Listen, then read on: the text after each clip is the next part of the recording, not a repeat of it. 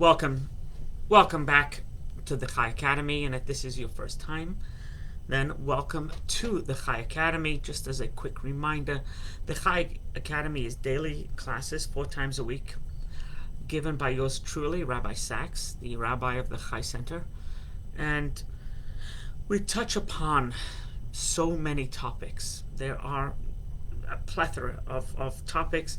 One can find them, the Chai Academy, on Spotify, on YouTube, on Anchor.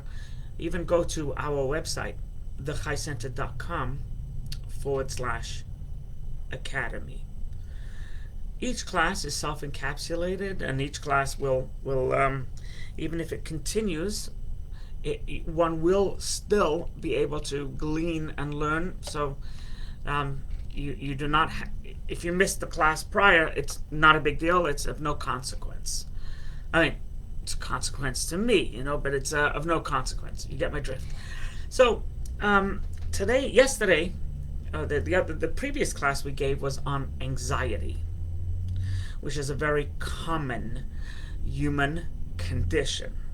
Right? We all have anxiety. We all have anxiety at some point. We all have anxiety. Some of us, it's social anxiety. Some of us is dental anxiety. Some of us is children, parents, in-laws, work, colleagues, food, right?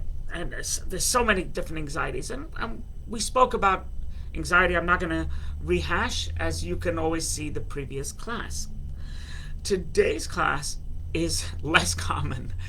Unfortunately, today's class is about happiness. Right? I think Dennis Prager wrote a book I have in my library. It's called "Happiness is a Serious Problem," and it really is. It really is. Happiness seems to be elusive for many. Happiness seems to just people cannot. Their whole day, their mind drives them crazy, and then at night they ask themselves, what are they doing here? And they get up in the morning and they say, to be or not to be, that is the question. And why was I created? I would have been better off a frog. I'm better off a goat. And it's just that goes round and round and round and round and round. So how can we attain happiness?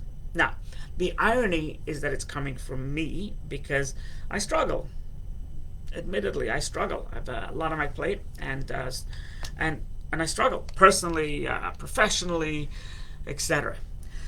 So happiness, by the way, is not just a nicety.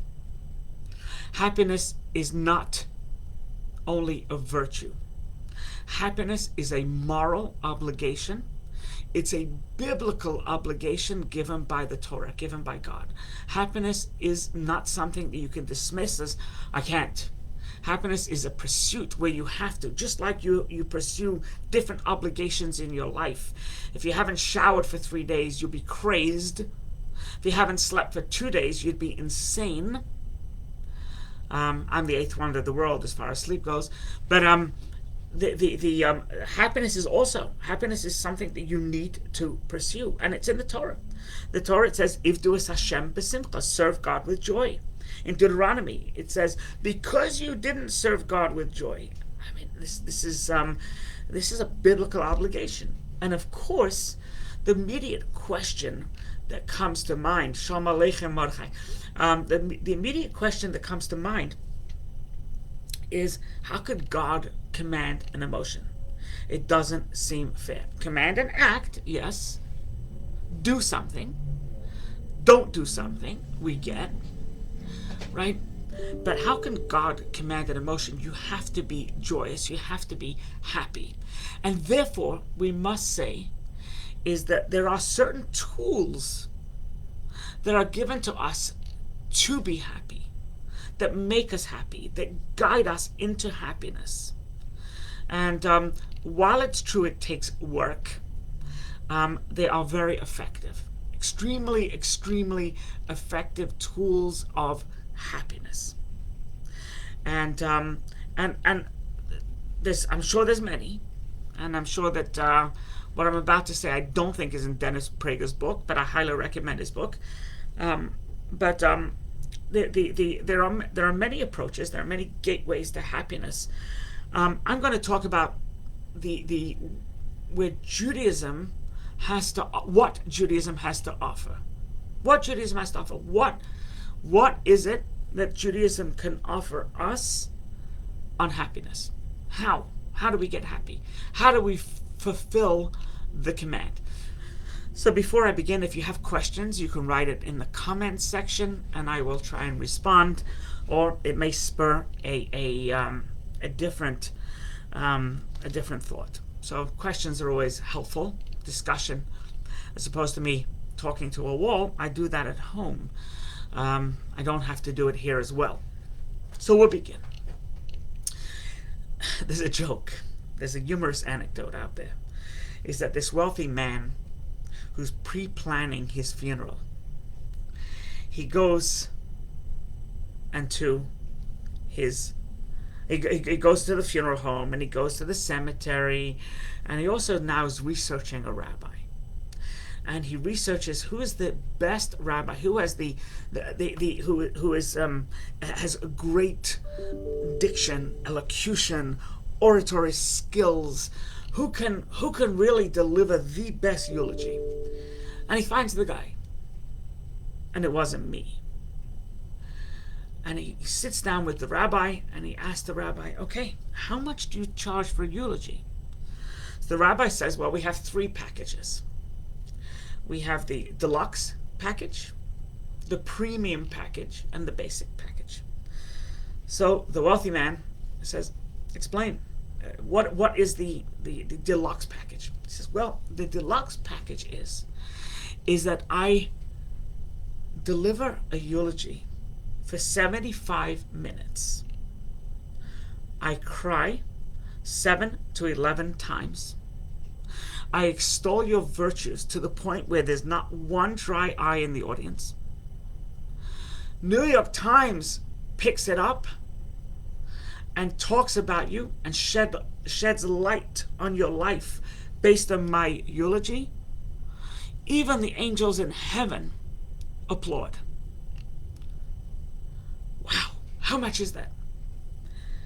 So he said, $10,000. He goes, $10,000 for eulogy? Tell me about the next package. He says, well, the next package is where I speak for 45 minutes. And I will cry at the beginning. I will cry at the end. You have my guarantee. And there won't be a dry eye. I don't know about the angels.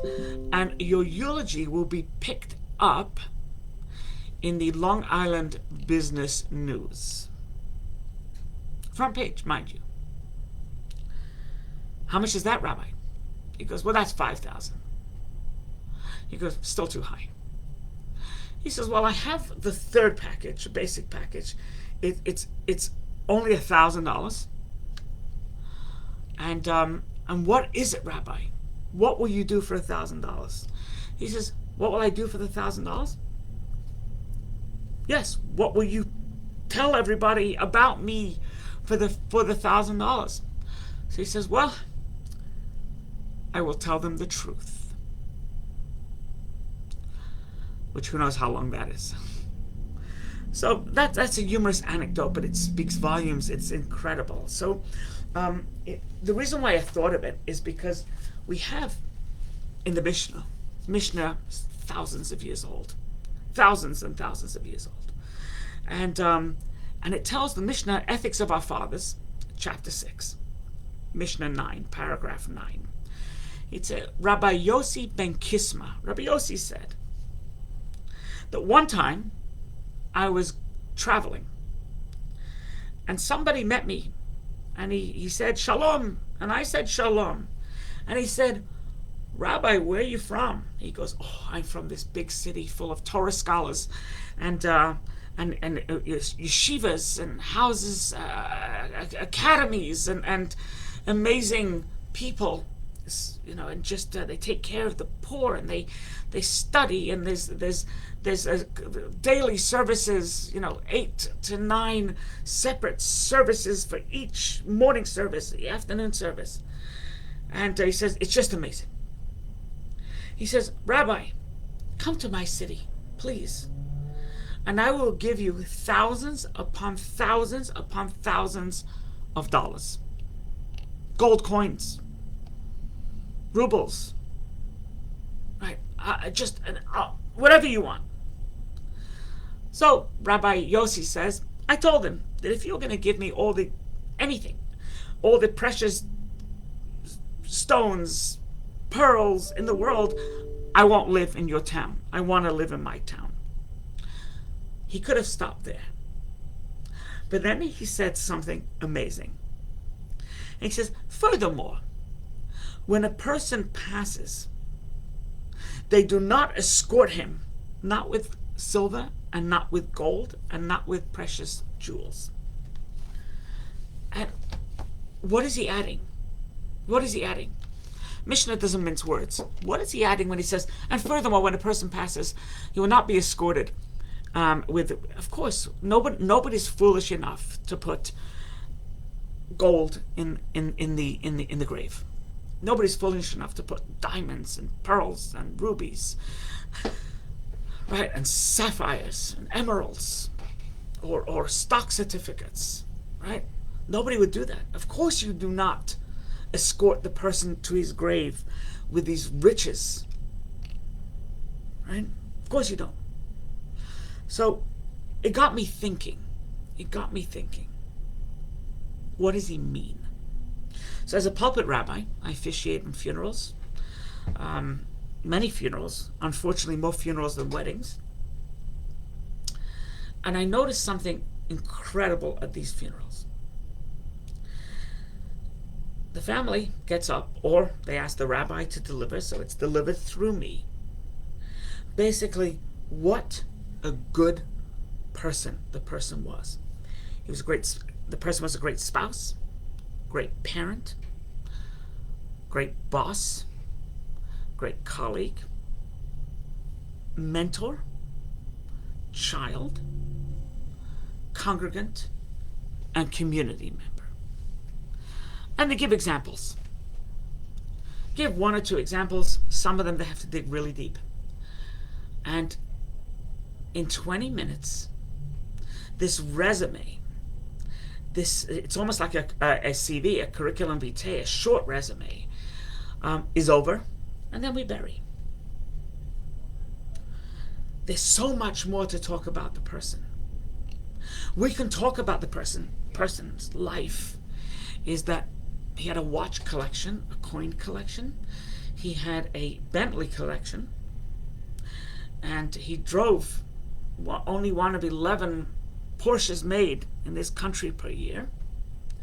He owned houses, not only on the East Coast, but the West Coast, and not only on the East Coast, but two on the East Coast. And then, of course, in Martinique and France, and a house in Israel. In addition to that, he was an avid fisherman, and he played a mean game of soccer. And forget it, you go up against him in poker, nobody better than him. You don't. And if you would write up that part about him, if they would talk that part about him, that wouldn't be 15 minutes. That would literally fill a book about his accomplishments. The man worked 16 hours a day, and he was still sharp as a tack from morning to night. And the kids only saw him on the weekends. And in the eulogy, they say, yes, and he came to some of our sports games. The truth is he came to one. Two. So it's almost like there's two different resumes. One is a resume of the eulogy of life, this person's life, and the other one is the life actually lived. The eulogy of life is 200 pages, and the actual life is 200 pages, and the eulogy one is 2 pages, front side and back side. It's not meaningful. Yes, it's great to earn money. Yes, it's good to be a shrewd businessman. Yes, it is good to have diamonds and gold and silver, and you can dine in the finest restaurants. That won't bring happiness. And that's what Rabbi Yossi was saying. You don't escort the person with diamonds and jewelry. You never talk about the diamonds he's acquired at the funeral. You never talk about his wealth. Nobody brings out his the accountant doesn't get up and say this is his profit and loss. Never. You don't. Because even though that's the longer resume compared to the CV of the eulogy, it's not spoken about. You know why it's not spoken about? Because ultimately, after living a life, who cares?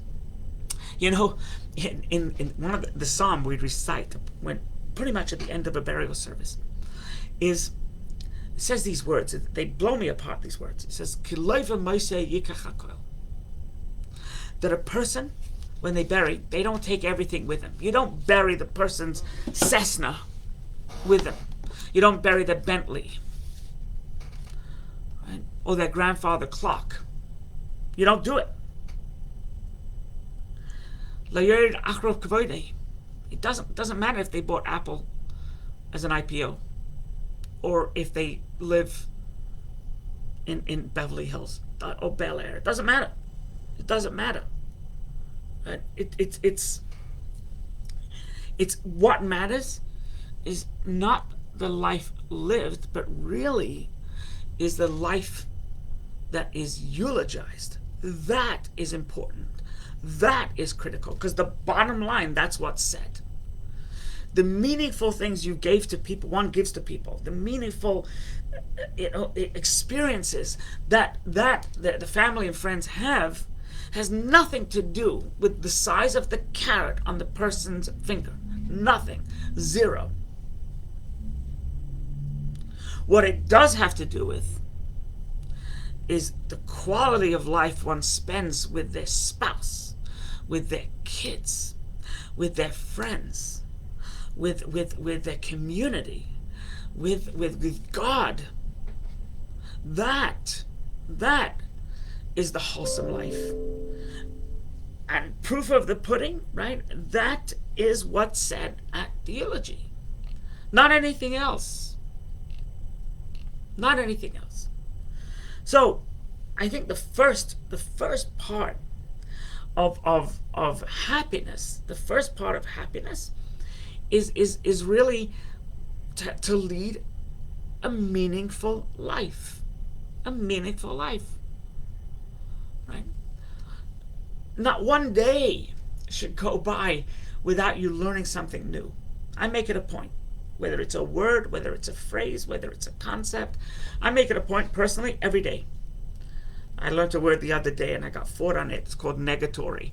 And is that a real word or not? But negatory.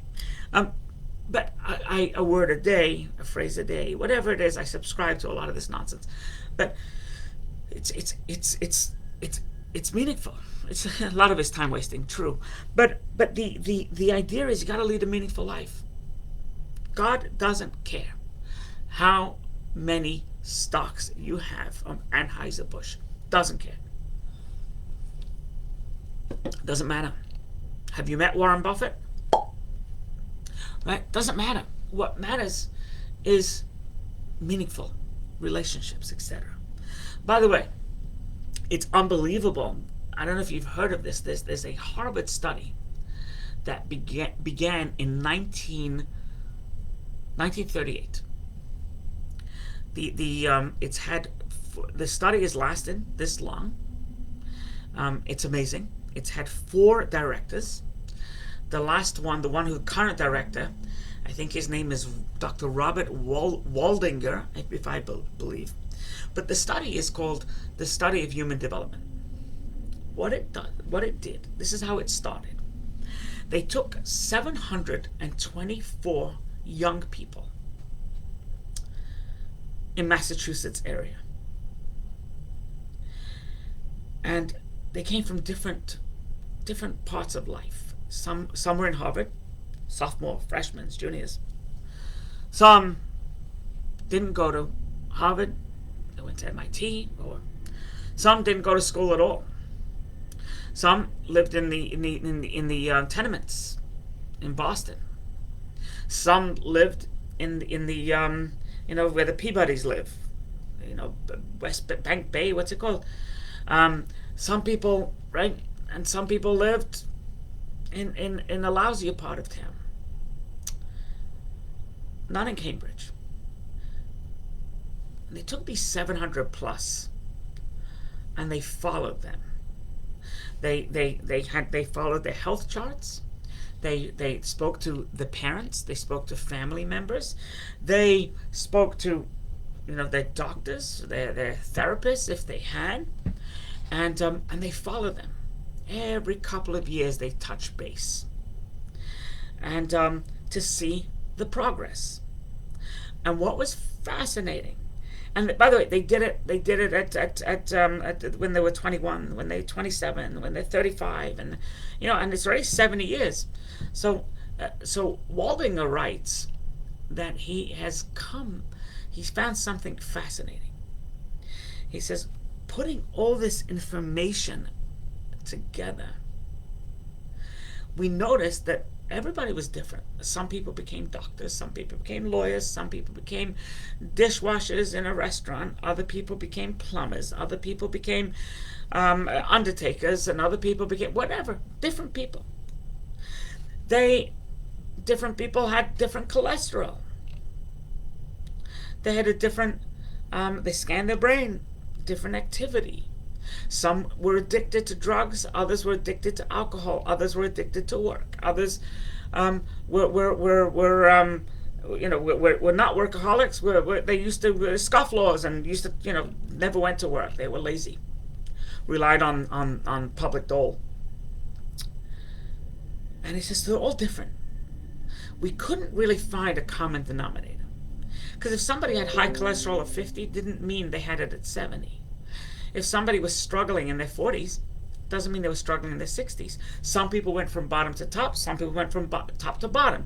It was very difficult to pinpoint one common denominator.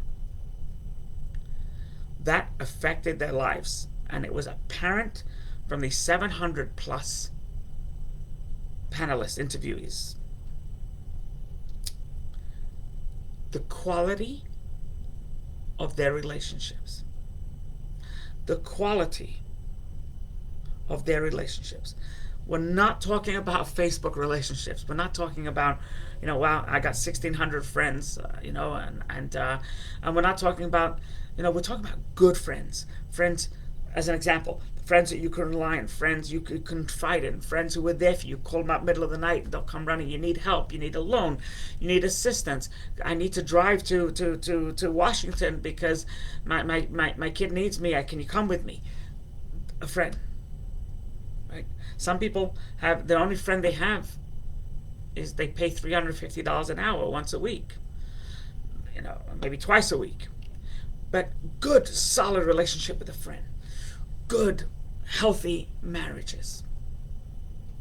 The workplace is where you bonded with your coworkers, and you have good relationships there. So Waldinger said, the key to a quality life, the key to happiness is relationships. Relationships, not money. He said up and down, that fluctuated. Not cars, meaningless. Not size of the carrot or the ring, not so. The quality of the relationships. How are you with your kids? How are you with your spouse? That is what gives us a meaningful, happy life. Your relationship with God, your relationship with your rabbi, your relationship with your community. Right? Are you a giver or a taker? It's much better to be a giver. Right? And in all aspects of life, how is it? How is it? How's your relationships? Are you You don't. Different people are different things. Some are introverts and some are extroverts, etc. We're not talking about that. We're talking about the bottom line. An introvert and extrovert is really, where do you get charge? Where do you get your charge? So some people get their charge from talking to people. Other people get their charge. They get charged and they get reinvigorated. And additionally, life is when they sit at home in the dark and they recharge their batteries. Others need people to do it, and they're alive around people, and they're completely dead when themselves. They're morose, and other people the opposite. We're not talking about that. We're not talking about introverts and extroverts. What we're talking about is real, honest to God with relationships. Rabbi Yossi from the Mishnah is saying exactly the same thing. It's not about the gold. It's not about the precious gems. He said, I'm happy where I live. I'm happy where I live because there are yeshivas, there are synagogues, there's a community center, there's people who are philanthropic, who help the poor, there are hospitals. I know all these people. You want me to uproot myself and no, it's not. I don't care about the money. I care about the quality as opposed to the quantity. It's not about the money. Yeah, money makes the world go round. There's no question, right? I know myself, right? I'm a director of a decent-sized nonprofit. I need a lot of money. I have to raise a lot of money, right? 28 employees or whatever. So of course it makes the money go round, but doesn't bring essential happiness. It doesn't. It may make life easier, and you won't get a call from the bank, but it doesn't bring essential happiness. It doesn't. And if it does, then it's very shallow. What does? Relationships. Love people, and they'll love you back. Have this, harmony between you and others is the key. And it's not just me talking, it's Rabbi Yossi talking. It's not just Rabbi Yossi talking, it's Dr. Robert Waldinger talking from Harvard, Big Macha, right? This is and so it's tried and proven. So to me, that is one of the first steps to happiness. Tomorrow, please God, we will continue in this happiness part 2, where we'll talk about the another step, and then we'll talk about another step as well.